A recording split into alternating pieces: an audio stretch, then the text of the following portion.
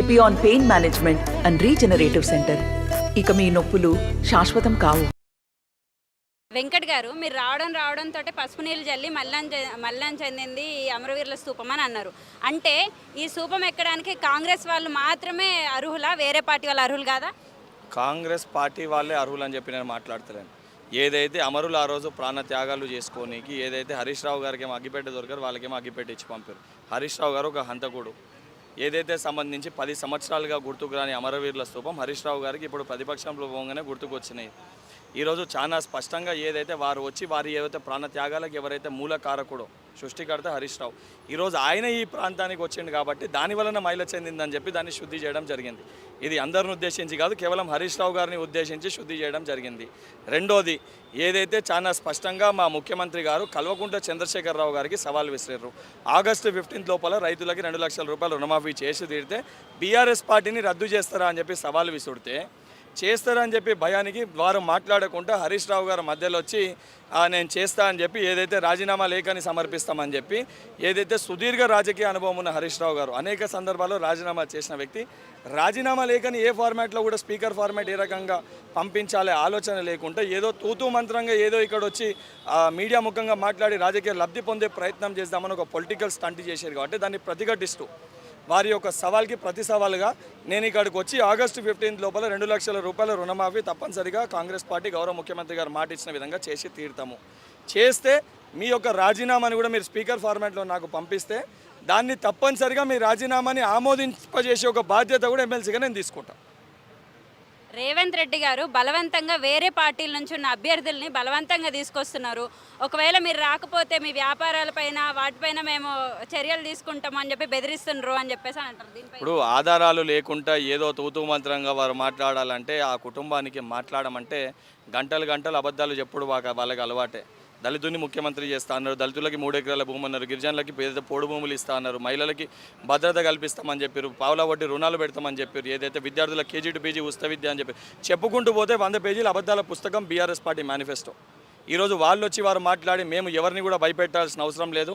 రేవంత్ రెడ్డి గారు పరిపాలించే తీరు, ఈ ప్రజా పరిపాలన నచ్చి ఈ యొక్క ప్రజా పరిపాలన ఈ ప్రభుత్వాన్ని కూలగొట్టేస్తాము, కూలిపోతుందని చెప్పని నిరంకుశ లెక్క దొరల లెక్క ఈ యొక్క గడి పాలకులు మాట్లాడుతుంటే దాన్ని తట్టుకోలేక ఈ పరిపాలన కొనసాగాలి, ప్రజలకి మెరుగైన పరిపాలన అందాలంటే తెలంగాణ కోసం తెలంగాణ వచ్చింది, ఆ కళ నెరవేరాలంటే రేవంత్ రెడ్డి గారు 5 సంవత్సరాలు ముఖ్యమంత్రిగా పరిపాలించాలని చెప్పి నమ్మిన నాయకులు స్వచ్ఛందంగా మా పార్టీలో వచ్చి చేరుతారు తప్ప భయపెట్టి భయభ్రాంతులకి గురి చేసి మా పార్టీలో చేర్చుకోవాల్సిన అవసరం మాకు లేదు.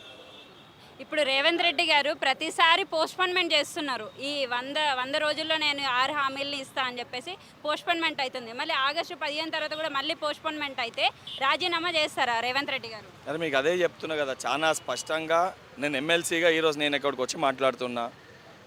ఆగస్టు 15 లోపల 2 లక్షల రూపాయలు రుణమాఫీ రైతులకి చేసి తీరుతాము.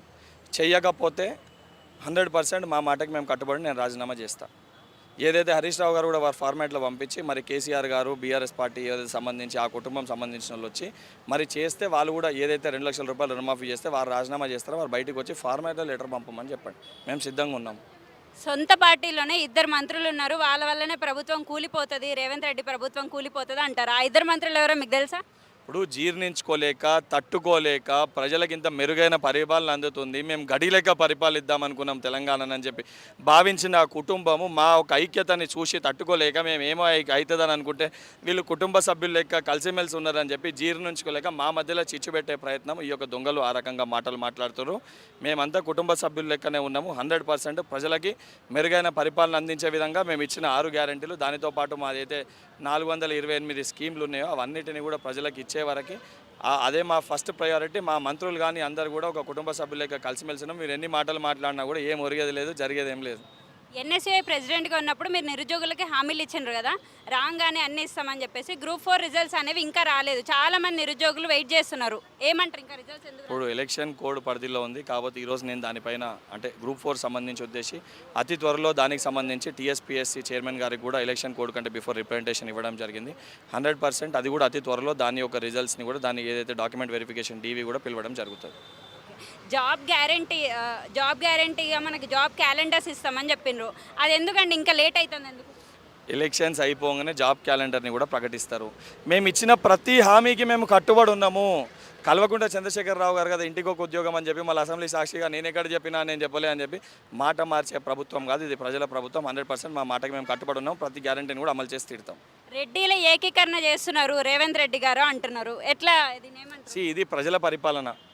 ఏదైతే మంత్రివర్గంలో 2 మహిళలకు కానీ ఏదైతే ప్రతి కులానికి ప్రతి మతానికి కూడా ప్రాతినిధ్యం కల్పిస్తూ ఈరోజు అందరినీ కలిసికట్టుగా తీసుకెళ్లే ప్రభుత్వము, ఒక సోషల్ ఈక్వేషన్ సోషల్ బ్యాలెన్స్ని ఫాలో అయ్యే ప్రభుత్వం కాంగ్రెస్ ప్రభుత్వం. వాళ్ళ లెక్క గడి లెక్క పరిపాలించే ప్రభుత్వం ఇది కాదు. ఏదో మాట్లాడాలని చెప్పి రేవంత్ రెడ్డి గారిని ఉద్దేశించి జీర్ణించుకోలేక రేవంత్ రెడ్డి గారి పైన మాట్లాడుతారు, కానీ రేవంత్ రెడ్డి గారి గురించి మాట్లాడే స్థాయి బీఆర్ఎస్ పార్టీ నాయకులు కానీ బీజేపీ పార్టీ నాయకులకి లేదు. మోడీ చరిష్మాని తట్టుకొని రాహుల్ గాంధీ గారు గెలుస్తారా ఈసారి? అసలు మోడీకి నిజంగా చరిష్మా ఉంటే అబ్కీ బార్ 400 పార్ అనే నినాదమే తీసుకురాడు. అంతటి వాళ్ళు గెలిచినా కూడా మన 400 దాటితే అని భయంతో మాట్లాడుతున్న మాటలు. రాహుల్ గాంధీ గారు ప్రజల మధ్యలో ఏదైతే భారత్ జోడో యాత్ర పేరిట కన్యాకుమారి నుంచి కాశ్మీర్ వరకు మణిపూర్కి వెళ్ళి బాంబే వరకు ప్రజల మధ్యలో తిరిగి ప్రజల బాధలు తెలుసుకొని ఆ బాధల్ని పరిష్కరిస్తాము. భారతదేశం కలిసిమెలిసి కుటుంబ సభ్యులు లేకుండా ఉండాలి. తెలంగాణ సంస్కృతి సాంప్రదాయం ఏదైతుందో కులమతాలకు అతీతంగా మనం వరుసలతోటి పిలుచుకుంటాం. ఆ సంస్కృతి సాంప్రదాయాన్ని భారతదేశ వ్యాప్తంగా ప్రజలందరిలో కూడా దాన్ని పంచాలి. ఎందుకంటే ఈరోజు అది అవసరం. అందరం కలిసిమెలిసి ఇట్లా ఉంటేనే బలంగా ఉంటాము. దాన్ని విభజించి పాలించే ప్రయత్నం, రాజకీయ లబ్ధి పొందే ప్రయత్నం బీజేపీ పార్టీ నాయకులు చేస్తారు. చేసి 10 సంవత్సరాలు అధికారంలోకి వచ్చారు. ప్రజలకు ఇప్పటికీ అది అర్థమైపోయింది. 100% న్యాయం వైపు రాహుల్ గాంధీ గారిని ఈసారి తప్పనిసరిగా ప్రజలు ప్రధానమంత్రి చేసి తీరుతారు. మోడీ గారు సౌత్ పైన సవతి తల్లి ప్రేమ చూపిస్తున్నారు అని చెప్పేసి మొన్న రేవంత్ రెడ్డి గారు అన్నారు. దీనిపై మీరేం స్పందిస్తారు? ఇప్పుడు 100% నార్త్ ఏదైతే గుజరాత్కి వెళ్ళి ఎంతమంది వారి మంత్రివర్గంలో ఉన్నారు, మన దగ్గర ఏదైతే సౌత్ ఇండియాకి వెళ్ళి ఎంతమంది మంత్రివర్గంలో ఉన్నారు, నిధులు ఏ రకంగా కేటాయిస్తారు, ఈ వాస్తవాలు కళ్ళకి కట్టినట్టు కనబడుతున్నాయి. ఇది ముఖ్యమంత్రి రేవంత్ రెడ్డి గారు అన్నమాట కాదు. తెలంగాణలో ఏదైతే సౌత్ ఇండియాలో ఉన్న ప్రతి ఒక్క యువకునికి ప్రజలందరికీ కూడా కనిపిస్తున్న ఒక పరిస్థితి. 100% దీనిపైన మాట్లాడాల్సిన ఇక్కడ ఉన్న కేంద్ర మంత్రులు కూడా కిషన్ రెడ్డి గారు వీళ్ళందరూ కూడా ఏంటంటే మౌనం పోయించి ఏదైతే ఆ మోడీ గారు ఏ రకంగా చెప్తే దానికి ఇమీడియట్గా దానికి జేజేలు పలుకుతారు తప్ప వాస్తవాలు వీళ్ళు కూడా మాట్లాడతలేరు. 100% ఏదైతే కాంగ్రెస్ ప్రభుత్వం ఏర్పడ్డ తర్వాత ఇండియా కూటమి అధికారంలోకి వచ్చిన తర్వాత మల్లికార్జున్ ఖర్గే గారు సౌత్ ఇండియాకి వెళ్ళి ఏదైతే కాంగ్రెస్ పార్టీ అధ్యక్షుడు, రాహుల్ గాంధీ గారు కూడా ప్రాతినిధ్యం ఏదైతే కేరళకి వెళ్ళి వైనాడు సౌత్కి వెళ్ళి ప్రాతినిధ్యం వహిస్తారు. కాబట్టి అత్యధిక నిధులు కూడా రేపు ఏర్పడే ఇండియా కూటమిలో ఏదైతే సౌత్ ఇండియాకే కేటాయిస్తారని సంపూర్ణ నమ్మకం విశ్వాసం మాకుంది.